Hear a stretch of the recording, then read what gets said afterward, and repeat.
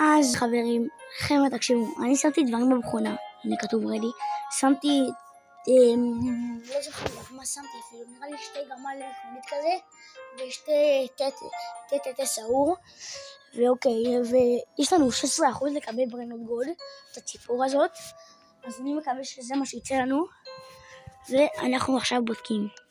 אנחנו פותחים בעוד 3, 2, 1, פתחנו.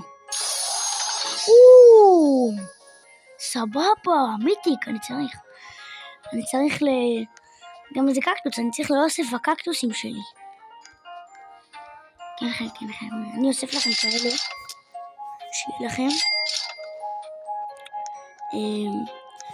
וזה יכול לעזור ממש לאוסף הקקטוסים שלי.